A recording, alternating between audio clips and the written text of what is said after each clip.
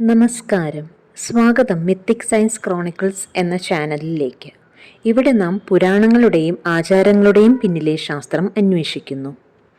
ദേവാലയങ്ങളിലും വീടുകളിലും നമുക്ക് എല്ലായിടത്തും കാണാൻ സാധിക്കുന്ന ഒരു ദൃശ്യമാണ് കർപ്പൂരം കത്തിക്കുന്നത്.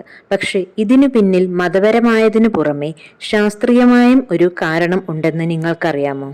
കർപ്പൂരം അല്ലെങ്കിൽ കപൂർ പ്രകൃതിയിൽ നിന്ന് ലഭിക്കുന്ന ഒരു സുവാസനയുള്ള ക്രിസ്റ്റൽ ഘടനയുള്ള പദാർത്ഥമാണ്. ഇതിൻ്റെ പ്രധാന ഘടകം C10H16O എന്ന കെമിക്കൽ കോമ്പൗണ്ടാണ്, അതായത് ക്യാംഫർ മോളിക്യൂൾ. കർപ്പൂരം കത്തിക്കുമ്പോൾ അത് പൂർണ്ണമായും ബാഷ്പമാവുകയാണ്, അതായത് കർപ്പൂരം എരിഞ്ഞ് ചാരം അവശേഷിക്കുന്നില്ല. ഇതാണ് ഇതിൻ്റെ ശാസ്ത്രീയ അത്ഭുതം.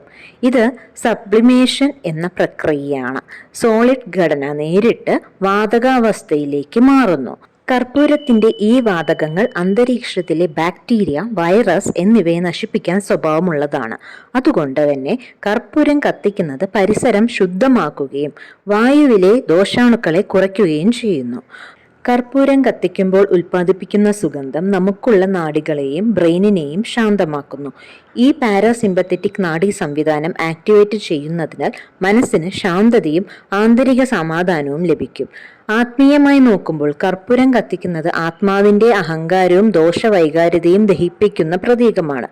ശാസ്ത്രീയപരമായി നോക്കുമ്പോൾ അത് ശരീരവും പരിസരവും ശുദ്ധമാക്കുന്ന ഒരു പ്രകൃതിദത്ത പ്രക്രിയയാണ്. അതുകൊണ്ട് തന്നെ കർപ്പൂരം കത്തിക്കുന്നത് ഒരു മതപരമായ ആചാരം മാത്രമല്ല, അതൊരു ശാസ്ത്രീയ ശുദ്ധീകരണ രീതിയും കൂടെയാണ്. ഇത്തരത്തിലുള്ള പാരമ്പര്യങ്ങളെക്കുറിച്ചും പുരാണങ്ങളെക്കുറിച്ചും ഉള്ള ശാസ്ത്രം അറിയാനായി ഈ ചാനൽ സബ്സ്ക്രൈബ് ചെയ്യൂ, ബെല്ലൈക്കൺ അമർത്തൂ. നമ്മുടെ പാരമ്പര്യത്തിൽ ഒളിഞ്ഞിരിക്കുന്ന ശാസ്ത്രം അറിയാം, മനസ്സിലാക്കാം, സംരക്ഷിക്കാം.